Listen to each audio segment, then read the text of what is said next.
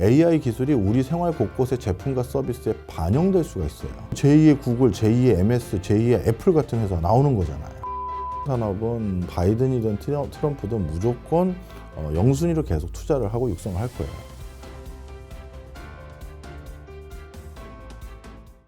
교수님, 그러면 내년에는 네.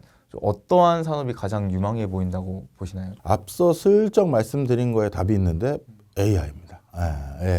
AI와 관련돼서 내년에 투자를 이제 가장 관심 있게 지켜보셔야 되고요. 특히 이번 AI도 교수님 과거에도 AI 테마인 적 있었잖아요. 이 소리 많이 하세요.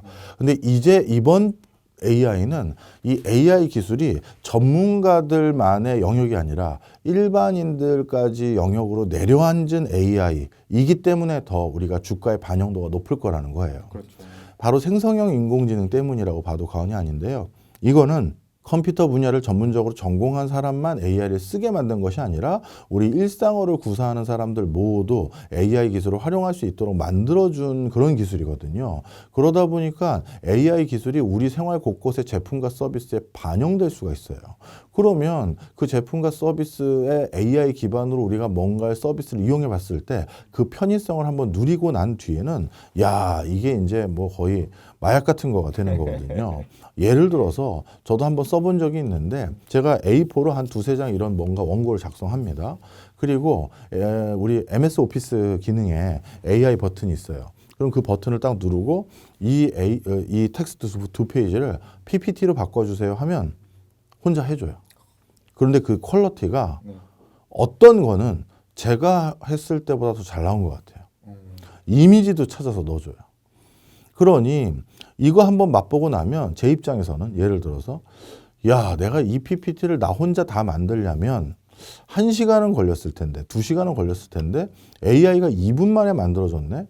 그러면 우리 대표님은 얼마까지 낼 생각 있으세요? 1시간 하던 걸 2분으로 줄인다. 그러면은 저는 월에 그래도 5만 원 이하로는 낼 것 같은데요. 대부분 그런 생각 할 거예요. 네. 그러면 저도 마찬가지거든요. 그럼 월 5만 원 내고 내 PPT 만들거나 아니면 문서 작성하는데도 많이 도움도 또 줄 것이고 엑셀 작업하는데도 또 도움 줄 거고 그럼 5만 원 내거든요. 그러면 누군가 인력 하나도 또 덜 써도 되네 그렇게 생각하는 회사도 있겠죠. 자, 그러면 이렇게 일반인들마다 5만 원씩 걷는 그런 회사가 또 생겼다. 그럼 그 회사의 매출액은 얼마가 될까요? 이건 감이 안 와요. 그러면 바로 우리가 지금 전 세계 1등 시가총액부터 10등 시가총액 회사들의 공통분모라고 한다면 IT 혁신 기술을 기반으로 플랫폼 역할을 하거나 플랫폼과 관련된 기술을 만드는 회사라든가 이런 역할을 하는데 AI를 기반으로 한 플랫폼 또는 AI 기술을 사용할 수 있는 어떤 게이트웨이 역할을 하는 플랫폼 이런 게 또 생긴다는 것이고 그 파급 효과는 전 세계 모든 사람들에게 파장되는 효과가 똑같으니 뭐 이거는 제2의 구글, 제2의 MS, 제2의 애플 같은 회사 나오는 거잖아요. 그렇죠. 그러니 이건 당연히 어떤 회사가 그렇게 될지 아니면 그 큰 회사, 큰 기술은 MS나 구글이나 애플이 가져간다 하더라도 그거를 그 회사가 혼자 쓰는 게 아니라 그걸 구현하는 자회사를 두고 거기서 구현할 가능성이 많아 보이거든요. 네네. 그랬을 때 그 자회사 같은 게 뭐가 될지 이런 걸 찾아보면 엄청난 기회가 있겠죠. 실제 그 뭐 애플, 구글, 마이크로소프트 같은 기업들이 이거 AI 스타트업들도 싸그리 몽땅 인수하고 있더라고요. 예, 맞습니다. 그러니까 그 정도로 진짜 경기 뭐 금리 높은 거 이런 관계없이 AI만큼은 진짜 죽어라 투자를 하고 있는 움직임이 나오는 게 내년에도 계속될 것 같아서 확실히 이 분야는 주목을 해야 되는 분야이긴 한데 문제는 2023년에 또 웬만치 올랐으니까 그래서 더 어려워하실 것 같아요. 우리가 아마존 가지고 저희 대학 동기들하고 매번 농담 삼아 연말에 송년회 하거나 신년회 할 때 매번 똑같은 농담을 해요. 왜냐? 우리와 같이 성장한 회사가 아마존이거든요. 우리 대학 졸업할 때쯤 그런 아마존이라는 미국의 뭐 예스24 같은 뭐 책 파는 회사가 있다며 이게 이제 시작이었어요. 그때부터 지금까지인데 그 중간중간 우리의 대화가 뭐였냐면 아마존 너무 많이 올랐어. 아마존 너무 많이 올랐어. 그거였어요. 지금 여기까지 올라올 줄 아무도 몰랐어요. 자, 그래서 주가라는 게 너무 많이 올랐잖아요 라는 회사들을 과거에 한번 생각해 보세요. 물론 그렇다고 뭐 지금 회사들이 더 오를 거다 그렇게 개런티할 수는 없지만 올랐다는 게 낮아질 이유는 아니더라고요. 그때 아마존을 샀어야 되는데 책만 팔 때 샀어야 되는데. 끊임없이 계속 혁신의 변화를 하니까 그만큼 더 레벨업되고 이런 기업들이 진짜 AI 시대적인 흐름을 따라서 계속 나올 것 같다는 생각도 들어요. 맞아요. 아마 어떤 선도 기업들이 마이크로소프트도 다음번 MS 오피스 버전에는 AI 탑재한다고 하잖아요. 네네. 그러면 이제 그러고 나서 그 MS 오피스의 요금표가 어떻게 달라질까요? 원래 네가 쓰던 MS 오피스 쓰고 싶어? 그럼 옛날처럼 패키지 구매해. 그런데 우리가 AI에게 실시간 서비스 받을 수 있는 버전이 하나 더 있다? 그러면 이거는 구독 서비스야. 월 3만 원 내면 이미지 같은 건 못하고 기본적인 건 구현돼. 그런 상품 하나 더 생길 거고, 근데 10만 원 내면 완벽하게 해준다? 이렇게 될 수가 있겠죠. 그러면 이제 슬슬 그거 쓰기 시작하는 사람 생기고, 또 그러면 또 더 많은 사람들이 슬슬 쓰기 시작하면 이제 많은 새로운 스타트업이나 아니면 새로운 AI를 기반으로 또 돈 벌 만한 회사들이 그런 것들을 보고 자신감을 얻어서 나는 AI 기반 새로운 앱 뭐를 개발했는데 뭘 어떻게 봤는데 이런 것들이 자꾸 붐업이 될 거예요. 그래서 그런 것들 계속 지켜보시면서 좋은 투자의 활로를 모색하시길 바랍니다. 저도 이 AI가 너무 관심이 큰데 또 문제는 AI를 그냥 중소기업이 저 공룡급 기업들을 쫓아갈 수 있을까? 이런 고민도 많이 들더라고요. 그러면서 결국에는 또 이 상위에 있는 뭐 구글, 마이크로소프트, 아마존과 같은 기업들이 또 독식하면서 이게 쉽사리 또 투자하기 어려운 흐름이 나오는 게 아닌가 좀 이런 고민도 들던데. 좋은 말씀 해주셨어요. 이거에 대해서는 어떻게 이해하시면 쉬우냐 하면 게임 회사들을 이해하시면 좋을 것 같습니다. 우리나라 내에서만 아마존과 같은 높은 신장률을 보였던 회사들이 NC소프트나 넥슨 같은 회사들이 있어요. 근데 이런 회사들이 게임을 만들어서 그걸 가지고 네트워크상에서 구현되도록 해서 돈을 번 회사들이잖아요. 그런데 그 회사들이 게임을 만들 때 사용하는 게임 엔진이라는 게 있어요. 그 게임이 가동되게도 하고 그 게임 생태계의 어떤 심장과 같은 두뇌와 같은 역할을 하는 거거든요. 그 게임 엔진을 만든 대표적인 회사 중에 하나가 엠픽이라는 회사예요. 엠픽 게임스라는 요즘 구글하고 애플하고 소송해가지고 계속 시끌벅적한 회사인데 그 회사 CEO가 뭐라고 했냐면 나는 한국인이다 정신적으로 이런 소리도 할 정도거든요. 그만큼 한국 기업들이 그 엠픽 게임과 관련된 일을 많이 하고 있는데 바로 엠픽 게임즈에서 만든 엔진을 활용해서 게임을 개발했거든요. 그러면 이게 무슨 소리다? 자, 우리 모두가 AI 솔루션을 하나하나 다 개발할 필요 없다는 거예요. 예를 들어서 오픈 AI가 요즘 제일 핫하니까 오픈 AI가 생성형 인공지능과 관련된 일종의 엔진 역할을 하는 거예요. 그럼 그 엔진을 활용해서 뭐 우리나라 카카오든 네이버든 아니면 우리 부자 TV가 재테크 관련해서 상담받을 수 있는 전문 금융회사를 설립할 수도 있는 거예요. 그러면 매달 물론 부자 TV 종합금융회사는 오픈 AI에게 매달 이용료를 얼마씩 내야겠죠. 그런 건 어쩔 수 없어요. 마치 디자인 전문 회사가 매달 어도비 포토샵 이용하기 위해서 돈을 내는 것처럼 아니면 우리나라 IT 기업들이 서버 이용하기 위해서 MS나 아마존이나 구글에 매번 서버 이용료 내는 것처럼 똑같이 인공지능과 관련된 비즈니스를 하는 국내 스타트업들조차도 오픈 AI 걸 저희는 쓰고 있어요. 구글 걸 쓰고 있어요. 이렇게만 얘기하면 되는 거예요. 모두 구글과 MS처럼 AI를 개발할 필요는 없다. 그러니까 쉽게 말해서 이런 거네요. 스마트폰도 우리가 처음에 그런 운영 체계 iOS를 만든 애플이 뭐 돈을 벌기도 했지만 그를 통해서 뭐 앱을 만들어서 페이스북이라든지 뭐 카카오라든지 이런 또 앱 구축으로 돈을 번 기업들이 나왔던 것처럼 결국 이 생태계 구조에서 어떤 식으로 또 유저를 끌어모아 가지고 사업을 벌리느냐 이런 걸 좀 볼 필요가 있는 거네요. 네, 뭐 진짜 좋은 지적해 주셨어요. 그러면 이런 예상, 그냥 상상도 해볼 수 있겠죠?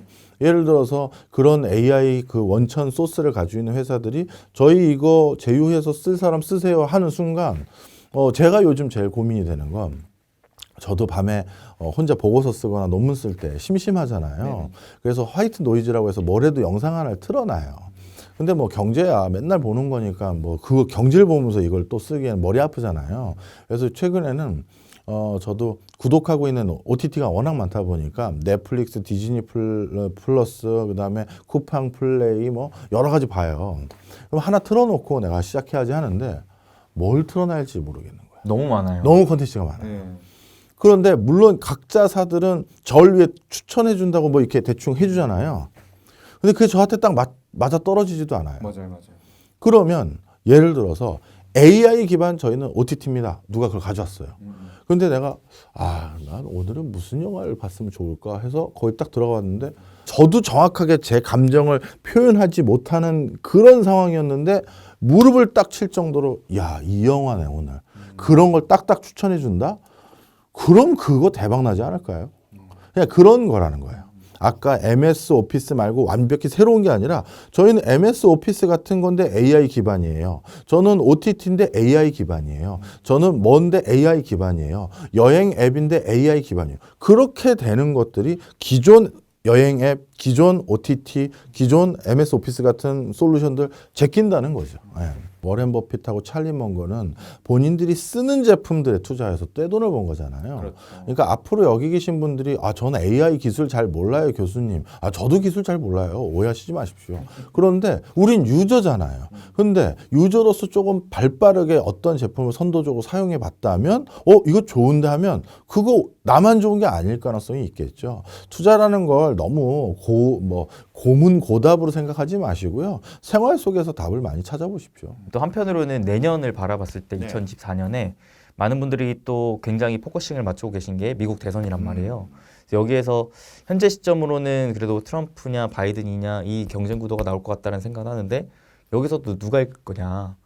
근데 누가 이긴다면 또 주식시장의 변화가 또 한 바퀴 완전히 뭐 순환매가 뭐 친환경이 좀 죽는다거나 IT가 부각한다거나 뭐 이런 식으로 바뀔 가능성이 높다고 보는데 근데 현재 시점에서는 누가 될지 좀 가늠이 안 되는 상황이잖아요. 이런 상황에서 누가 되든 간에 그래도 좀 이 정도는 안전빵이다라고 할 만한 섹터가 있을까요? 저는 기본적으로 바이든이 되든 트럼프가 되든 지금의 산업적인 변화 트렌드에서 30%만 바뀌지 70%는 그대로 있을 거라고 보여지고요. 그러면 30% 바뀌는지 많고 70% 그대로 있는 것들 중에선 모두가 똑같으냐? 그건 아니고 이제 속도 차이는 있을 거예요. 바이든이 더 적극적으로 추진했던 산업이나 변화와 트럼프가 더 적극적으로 희망하는 분야가 좀 다를 수는 있잖아요. 그래서 속도 차이는 분명히 있을 수 있지만 70%는 그대로 될 것이다 라고 보이고 그러면 그 속도 차이마저도 큰 변화 없이 우리가 이 기조 속에서 이해할 수 있는 산업 섹터는 어딘가요? 라고 했었을 때 우주항공 산업은 바이든이든 트럼프든 무조건 영순위로 계속 투자를 하고 육성을 할 거예요. 왜냐하면 바이든과 트럼프의 공통 기조가 뭐냐면 둘 다 중국 억압이에요. 그런데 중국과 지금 가장 첨예하게 기술과 관련돼서 경쟁을 하고 있는 구도이자 정부가 직접 챙길 수 있는 구도는 우주항공 분야거든요. 통신망이라든가 첩보위성이라든가 우주발사체를 기반으로 한 미사일이라든가 이런 것들은 양 국가가 경쟁 구도에 이미 들어갔기 때문에 우주산업과 관련 우주방위산업이라고 하겠습니다. 그거와 관련된 정책 기도는 그대로 있어 보일 것 같고요. 반대로 그러면 가장 큰 변화가 야기될 것으로 보여지는 부분은 뭐냐라고 했었을 때 신재생 에너지와 관련된 분야가 저는 큰 궤도 수정 내지 속도 감속이 이루어질 가능성이 높아 보입니다. 트럼프 정권 때 가장 많은 정치 자금을 기부했던 곳과 그리고 트럼프가 가장 우호적인 관계를 구축하고 있는 곳이 미국의 셰일 기업들, 셰일 혁명을 이끌었던 그 셰일 기업들인데요. 그런데 이들 기업들이 과거에 투자해 놨던 것들이 상당히 어떻게 보면 성과를 내서 그런지 모르겠습니다만 셰일 가스나 셰일 오일이 가지고 있는 가격 경쟁력이 예전처럼 무조건 보조금을 둬야지만 통용될 수 있는 수준이 아니에요. 상당 수준의 가격 경쟁력을 이미 확보해버린 상황입니다.